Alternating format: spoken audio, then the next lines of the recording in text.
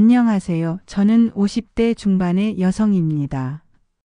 지금은 많은 분들이 저를 성공한 사업가라고 하시지만 사실 제가 이 자리에 오기까지 정말 많은 우여곡절이 있었어요. 저는 강원도 정선 깊은 산골에서 태어났어요. 우리 마을은 정말 오지 중에 오지였죠. 읍내까지 가려면 꼬불꼬불한 산길을 2시간은 걸어야 했어요. 마을 버스는 하루에 3번밖에 다니지 않았고 그마저도 비가 오면 끊기기 일쑤였어요. 겨울이면 눈이 무릎까지 쌓여서 길도 제대로 보이지 않았죠. 우리 집은 마을에서도 가장 가난한 집이었어요. 논 한마지기 없이 남의 땅을 빌려 농사짓는 소작농이었거든요. 아버지는 새벽부터 밤늦게까지 일하셨고 어머니는 남의 집 품팔이를 다니셨어요. 저도 초등학교 때부터 집안일을 도왔죠. 학교 다녀와서는 동생을 업고 밭일도 했고 저녁이면 호롱불 아래서 공부했어요. 그래도 공부만큼은 늘 반에서 1등이었어요. 시골 학교라 전교생이 얼마 안 됐지만요. 그래서인지 선생님들은 절 특별히 예뻐해 주셨어요. 이 학교 역사상 내가 제일 공부를 잘한다면서요. 덕분에 중학교 때는 장학금도 받으며 다닐 수 있었죠. 하지만 고등학교는 정말 힘들었어요. 매일 새벽 4시에 일어나 시외버스 첫 차를 타야 읍내 고등학교에 제 시간에 갈 수 있었거든요. 한겨울에는 버스를 기다리다가 발이 얼어붙는 것 같았어요. 그래도 버스에서 졸면서도 문제집을 놓지 않았죠. 꼭 서울대학에 가고 싶었거든요. 어느 날은 폭설이 내린 후라 버스가 다니지 않았어요. 시험이 있는 날이라 걸어서라도 가야 했죠. 아버지가 새벽에 손전등 들고 앞장서서 길을 만들어 주셨어요. 무릎까지 오는 눈을 헤치고 3시간을 걸어가면서도. 아버지는 우리 딸 공부해서 꼭 성공해야 한다고 계속 말씀하셨죠. 그 고생 끝에 정말 서울의 명문대학교에 합격했어요. 저희 마을에서는 처음 있는 일이었죠. 할머니들은 여자가 무슨 서울 가서 공부냐고 수군거렸지만 부모님은 얼마나 좋아하시던지. 제가 합격 소식을 전했을 때 아버지가 우시던 모습이 아직도 눈에 선해요. 그렇게 전 어렵게 대학교에 입학했어요. 기대했던 대학 생활은 정말 신기했어요. 처음 접하는 것들도 많았지만 많은 친구들과 선배들 재밌는 일들이 많았죠. 처음에는 모든 게 낯설고 두려웠어요. 서울 말씨도 서툴렀고 지하철 타는 것도 무서웠죠. 하지만 어느새 점점 익숙해졌죠. 그리고 전 늘 도서관에서 밤늦게까지 공부하는 게 일상이 됐어요. 그러다 운명처럼 전 남편을 만났어요. 교양 수업을 같이 듣게 됐는데 그가 의대생이라는 걸 나중에 알았죠. 처음엔 그저 수업에서 마주치는 사이였는데 점점 가까워졌어요. 그는 다정했고 지적이었어요. 시골 출신인 제가 열등감을 느낄 때면 그게 뭐가 중요해? 내가 얼마나 성실하고 똑똑한데라며 위로해주곤 했죠. 한 학기가 지났을까요? 그의 어머니가 전 남편과의 약속으로 학교로 찾아오셨어요. 아들이 좋아하는 여자가 있다며 꼭 만나보고 싶다고 하셨다더라고요. 전 시어머님은 중견기업 회장님의 부인이시라는데 의외로 소탈하고 친절하게 대해주셨어요. 우리 아들이 처음으로 너무 좋아하는 여자가 생겼다고 하더라고요. 그동안 공부한다고 여자친구 한 번 안 사귀더니 학생이 무척 특별한 사람인가 봐요. 그때는 몰랐어요. 이 달콤한 말들이 덫이 될 줄은요. 시어머니는 처음부터 저를 길들이기 쉬운 시골 며느리로 점 찍어 두셨던 모양이에요. 가난하고 빽도 없는 시골 처녀니까 며느리로 들이면 순종적일 거라 생각하신 거죠. 아니나 다를까 결혼은 제가 졸업하자마자 빠르게 진행됐어요. 시어머니께서 적극적으로 서두르셨거든요. 좋은 며느리를 빨리 잡아야지라면서요. 처음엔 그 말이 너무 감사했어요. 저희는 따로 신혼집을 구하지 않고 남편의 집에 들어가 살기로 했어요. 사실 제 형편도 좋지 않았기 때문에 같이 살자는 제안이 나쁘지 않았거든요. 하지만 결혼식 다음 날부터 모든 게 달라졌어요. 새벽 4시 시어머니가 제 방문을 거칠게 두드리셨죠. 이제부터 매일 새벽 4시에 일어나서 아침 준비해야 해. 우리 집은 반찬이든 국이든 그때그때 만든 것만 먹어. 그러니 특별히 신경 써서 상을 내도록 해. 찬물로 세수하고 전 매일 새벽 4시에 일어나 혼자 서둘러 재료 손질부터 반찬, 국 등을 만들었어요. 그러나 이마저도 맘에 안 드셨는지 반찬 가짓수가 적다며 타박하기 일쑤였고 전 점점 더 일찍 일어나야 했죠. 원하시는 상을 혼자 차려내려면 늘 시간이 부족했거든요. 남편은 그저 어머니가 다 널 위해서 그러시는 거야 라는 말만 반복했어요. 나중에 알고 보니 남편도 어릴 때부터 어머니의 엄격한 교육 방식에 트라우마가 있었더군요. 하지만 전 그때 그걸 몰랐어요. 시누이들은 또 다른 지옥이었어요. 둘 다 30대 후반의 미혼이었는데 마치 절 괴롭히는 게 취미인 것처럼 굴었죠. 제가 막 걸레질한 바닥에 일부러 커피를 쏟고 시골에서 온 애가 청소도 제대로 못하네라며 놀리곤 했어요. 특히 큰 시누이는 정말 못됐어요. 제가 청소할 때면 일부러 마치 저를 방해하기라도 하듯 더 어지르기 일쑤였고 제가 말 한마디 하면 마치 저를 잡아먹기라도 할 기세로 몰아붙였거든요. 시골 촌년 주제에 서울로 시집 왔으면 할 도리는 다 해야 할 것 아냐. 넌 그렇게 교육받았니? 운 좋게 의사 남편 만났으면 납작 엎드려. 등등 모욕적인 말을 아무렇지도 않게 해댔죠. 그때마다 전 너무 힘들고 서글펐지만 남편한테조차 위로를 못 받았어요. 그땐 제가 너무 어려서 뭘 몰랐던 것인지 그런 말을 듣고도 한 소리 할 수 없었던 제 자신이 한심했어요. 그렇게 결혼 3개월째 저는 처음으로 남편의 실체를 보게 됐어요. 늦은 밤 걸려온 전화 한 통이었죠. 남편이 5천만 원을 잃었다고 하더라고요. 그제서야 알게 됐어요. 남편이 의대생 시절부터 도박에 빠져 있었다는 걸요. 더 기가 막힌 건 시어머니는 이미 다 알고 계셨더군요. 그래서 절 서둘러 며느리로 들인 거였어요. 아들의 도박빚을 갚아줄 사람이 필요했던 거죠. 시어머니는 매달 제게 돈을 요구하셨어요. 시골 출신 주제에 의사 남편이랑 결혼시켜줬으면 너도 뭘 좀 내놔야지. 내 남편 빚은 알아서 갚도록 해. 그리고 얹혀 사는 줄 알면 생활비는 좀 내놔야 할 것 아냐. 전 식당 일도 하고 과외도 하면서 돈을 벌었어요. 하루 4시간도 못 자면서 일했죠. 그런데 어느 날 우연히 시누이들의 대화를 듣게 됐어요. 알고 보니 남편의 도박빚은 안 갚고 시어머니와 시누이들이 회사 돈을 빼돌리면서 만든 구멍을 메우는데 제 돈을 쓰고 있었던 거죠.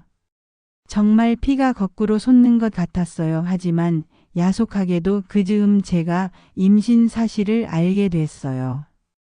너무 기뻤지만 한편으론 걱정이 한가득이었죠. 역시나 시댁의 반응은 차가웠어요. 시골 출신 사돈 내 피가 섞여서 애가 똑똑할까 모르겠다. 는 말까지 들었죠. 입덧이 심해서 온종일 구토에 시달렸는데도 시어머니는 절 더 괴롭게 부려먹었어요. 임신 5개월 때는 300포기 김장을 혼자 담그라고 하셨어요. 홀몸도 아닌 저에게 300포기 김장이라니 어이가 없었어요. 절인 배추를 들다가 미끄러져 넘어진 적도 있었는데 시누이들은 그 장면을 보더니 웃으면서 폰으로 찍어 SNS에 올렸더군요. 임신했다고 엄살 떠는 옳게 넘어지는 것도 연기 같죠. 라는 글과 함께요. 그리고 임신 8개월 모든 것이 폭발한 날이 왔어요. 시어머니가 집안 대대로 내려오는 도자기를 일부러 깨뜨리시고는 제가 실수로 깼다고 누명을 씌우시는 거예요. 시아버지께 이런 며느리는 당장 내쫓아야 한다고 고자질 하시고요. 시누이들은 거짓 증언까지 했어요. 저희도 봤어요. 올케가 일부러 그랬어요. 우리 집안의 가보를 부숴버리겠다고 하면서요. 라고요. 너무 억울해서 화장실에 숨어 울었는데 그때 우연히 시누이들의 대화가 들리는 거예요. 언니 이거 진짜 잘 됐다. 이참에 올케 내쫓고 오빠 재혼시키자. 내가 아는 재벌가 둘째 딸이 있거든. 걔네 아버지가 대기업 부사장이야. 그쪽이랑 연결되면 우리 오빠 도박빚도 해결되고 우리 집안도 한 단계 올라갈 수 있을 거야. 그 순간 머리가 하얘지면서 배에서 극심한 통증이 왔어요. 화장실 문을 붙잡고 겨우 버텼는데 갑자기 양수가 터진 거예요. 결국 응급실로 실려갔고 제왕절개로 아기를 8개월 만에 조산했어요. 다행히 아기는 무사히 나았지만 저는 수술 후유증으로 2주간 중환자실에 있어야 했어요. 그런데 이게 오히려 전화위복이 됐어요. 옆 병상의 할아버지가 저를 부르시더니 충격적인 이야기를 해주셨거든요. 알고 보니 그분이 시댁 회사의 전직 재무이사셨어요. 아가씨, 매일 밤 병실에서 흐느끼는 걸 봤어. 아이 낳고 행복할 시간도 모자른데 왜 그리 서글퍼? 내가 아가씨한테 힘이 되어줄 테니 아이 낳은 선물이라고 생각해. 그분은 시어머니와 시누이들이 회사 돈을 빼돌린 증거를 가지고 계셨어요. 직원들 퇴직금까지 착복했다는 증거였죠. 회사 자금을 빼돌려 카지노에서 탕진한 내역, 회사 돈으로 산 명품백과 주얼리들의 영수증 모든 게 있었어요. 난 이걸 폭로하려다 오히려 배신자로 몰려 쫓겨났어. 이제 난 시간도 힘도 없어. 아가씨가 이 집안의 비리를 밝힐 수 있는 마지막 희망이야. 남은 직원들을 위해서라도 좀 밝혀주게. 할아버지는 제게 모든 자료를 건네주시고는 며칠 뒤에 돌아가셨어요. 장례식장에 저 혼자 찾아갔는데 쓸쓸한 장례식이었어요. 하지만 저는 그분의 마지막 부탁을 지키기로 했죠. 그리고 전 퇴원하자마자 모든 자료를 검찰에 넘겼어요. 시어머니와 시누이들이 횡령한 돈이 무려 500억이 넘었대요.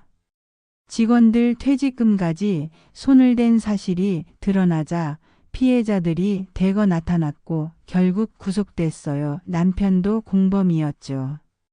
도박 빚을 갚기 위해 회사 돈을 빼돌린 혐의로 구속됐어요. 저는 아이를 데리고 이혼했고 시댁과 완전히 결별했어요. 이혼 소송이 끝나고 저는 아이와 함께 월세 단칸방으로 옮겨왔어요. 시댁 비리 폭로로 세상이 떠들썩했지만 정작 저는 하루하루 먹고 사는 게 더 큰 걱정이었죠. 당장 생활비도 없었고 아이는 아직 젖먹이였으니까요. 첫 일주일은 정말 힘들었어요. 방 한 칸에서 아이와 둘이 지내는데 수도세와 전기세를 어떻게 낼지 막막했죠. 하필 그때 아이가 밤낮으로 울어대고 고열에 시달렸어요. 소아과에 가보니 소화기관에 문제가 있다고 하더군요. 분유도 특수분유로 바꿔야 했고 약값도 만만치 않았어요. 그러던 어느 날이었어요. 새벽에 아이 약을 사러 나갔다가 편의점 앞에서 쓰러진 할머니를 발견했어요.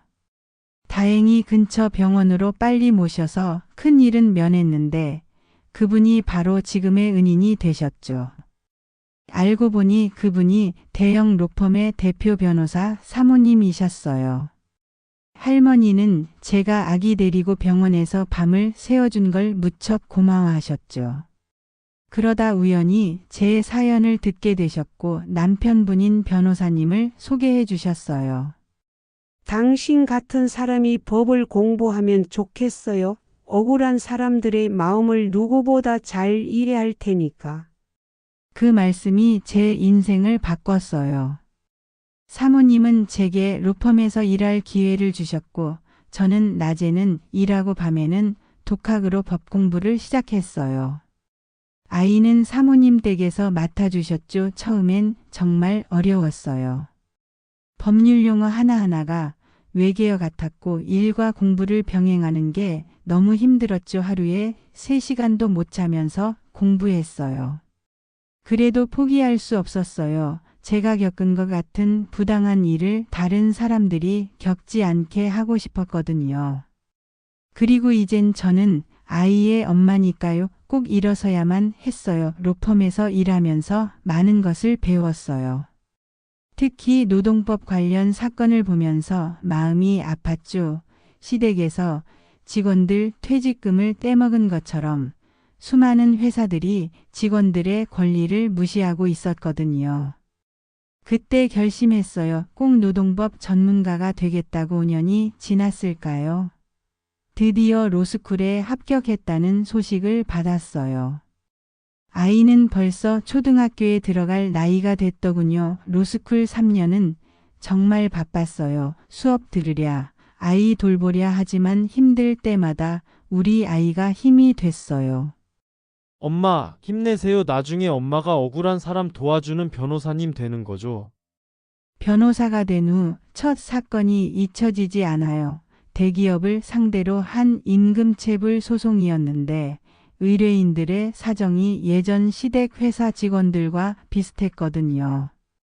6개월간 치열하게 싸워서 승소했을 때 의뢰인들이 울면서 고맙다고 하시던 모습이 아직도 생생해요. 그땐 정말 뿌듯하더라고요. 점점 비슷한 사건들이 늘어났어요. 제 사무실을 차렸는데 노동자들의 권익을 위해 싸우는 변호사로 소문이 났나 봐요. 어느 날은 큰 제조업체 노조에서 자문을 요청해 왔어요. 그러다 보니 자연스럽게 노동법 전문가가 됐죠. 그런데 법정에서 싸우는 것만으로는 부족하다는 생각이 들었어요. 근본적인 변화를 위해서는 기업 문화 자체를 바꿔야 한다고 생각했죠. 그래서 시작한 게 인력 파견 회사였어요. 처음엔 정말 작았어요. 직원이 저 포함해서 5명뿐이었죠. 우리 회사의 원칙은 단순했어요. 노동자의 권리를 최우선으로 하자는 거였죠. 다른 파견 업체들이 중간에서 수수료를 떼먹을 때 우리는 오히려 직원들에게 더 많은 급여를 주었어요. 노동자들을 위한 법률 상담도 무료로 해주었고요. 입소문이 났어요. 일자리를 찾는 사람들이 줄을 서기 시작했고 우리 회사의 방식에 감동받은 기업들이 계약을 제안해 왔어요. 1년 만에 직원이 100명이 됐고 4년 만에 1000명을 넘어섰죠. 특히 경력 단절 여성들을 많이 채용했어요. 저처럼 힘든 시기를 겪은 분들에게 새로운 기회를 주고 싶었거든요. 직장 어린이집도 만들었고 유연근무제도 도입했죠. 야근은 절대 금지예요. 저도 겪어봤잖아요. 엄마가 아이와 함께할 시간이 얼마나 소중한지. 10년이 지난 지금 우리 회사는 업계 최고가 됐어요. 매출도 좋지만 더 자랑스러운 건 우리가 만든 변화예요. 다른 기업들도 우리처럼 직원 복지를 강화하기 시작했거든요. 얼마 전에는 고용노동부 장관상도 받았어요. 모범적인 일자리 창출 기업으로요. 그러다 우연히 시댁 회사 소식을 들었어요. 완전히 망해서 경매에 나온다고 하더군요. 고민 끝에 인수를 결정했어요. 그곳에서 고통받았던 직원들에게 새로운 기회를 주고 싶었거든요. 인수 후 첫 번째로 한 일이 체불된 임금을 전액 지급하는 거였어요. 놀라운 건 그 후에 벌어진 일이에요. 시누이들이 찾아온 거예요. 교도소에서 나온 뒤 모든 걸 잃고 전국을 떠돌았다고 하더군요. 제 앞에서 무릎을 꿇고 울면서 용서를 빌었어요. 예전의 오만한 모습은 찾아볼 수 없었죠. 한참을 고민했어요. 그들을 용서해야 할지 결국 기회를 한 번 주기로 했어요. 지금은 둘 다 우리 계열사 구내식당에서 일하고 있어요. 처음에는 많이 힘들어했지만 요즘은 제법 적응한 것 같아요. 특히 작은 시누이는 얼마 전에 주방장이 됐더군요. 시어머니는 교도소에서 나오신 후 저를 한번 찾아오셨어요. 많이 달라져 계시더군요. 하얗게 센 머리에 많이 늙으셨더군요. 절 보자마자 납작 엎드리시더니 우시면서 잘못했다고 빌으시는데 마음이 복잡했어요. 용서는 했지만 잊지는 못했어요. 대신 이렇게 말씀드렸죠. 어머님, 이제는 아셨죠? 사람의 출신이나 배경으로 차별하면 안 된다는 걸요. 진정한 품격은 남을 존중하는 마음에서 나온다는 걸요. 전 남편은 교도소에서 나온 뒤로 연락이 끊겼어요. 가끔 아들이 아버지 얘기를 물어볼 때면 그저 내 아버지는 자기 선택의 결과로 살아가고 있단다라고만 말해줘요. 우리 아들은 어느새 30이 됐어요. 의사가 됐죠. 아버지처럼 의사가 됐지만 전혀 다른 삶을 살고 있어요. 가난한 환자들을 위한 무료 진료도 하고 의료봉사활동도 자주 가요. 얼마 전에는 의사로는 처음으로 우리 재단의 이사가 됐어요. 지금은 제2의 인생을 살고 있어요. 고향에 장학재단도 세웠어요. 저처럼 시골에서 꿈을 키우는 아이들을 돕고 싶었거든요. 매년 100명의 학생들에게 장학금을 주고 있죠. 얼마 전에는 시누이의 딸도 이 장학금을 받게 됐어요. 그 아이는 정말 착하고 성실해요. 어머니의 잘못을 부끄러워하면서도 열심히 자기 길을 가고 있더군요. 돌이켜보면 제 인생은 참 드라마 같았네요. 시골 소녀가 서울로 와서 겪은 차별과 멸시, 그리고 그것을 이겨내고 성공하기까지. 하지만 이게 다 운이 좋아서만이 아니라 제가 끝까지 포기하지 않았기 때문이라고 생각해요. 얼마 전에 고향을 찾았어요. 그 굽이굽이 산길을 다시 걸어보면서 많은 생각이 들더군요. 이제는 포장도 되고 길도 넓어졌지만 그때 그 길을 걸으며 꿈꿨던 소녀의 마음만은 그대로였어요. 지금도 저는 매일 아침 일찍 일어나요. 새벽 4시요 하지만 이제는 누가 시켜서가 아니라 제가 하고 싶어서 하는 거예요.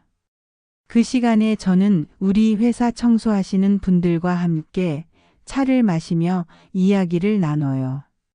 그분들의 이야기를 들으면서 제가 앞으로 해야 할 일들을 생각하죠. 사람들은 절 성공한 사업가라고 하지만 저는 아직도 갈 길이 멀다고 생각해요. 제가 받은 상처를 희망으로 바꾸는 일, 그게 제 평생의 숙제니까요. 그리고 그 길을 걸으면서 깨달았어요. 진정한 성공이란 혼자만의 것이 아니라는 걸요. 함께 성장하고 함께 나누는 것. 그게 바로 진정한 성공이 아닐까 싶어요. 제 이야기를 끝까지 들어주셔서 감사합니다. 제 이야기를 들으시는 모든 분들에게 행운이 가득하길 바래요.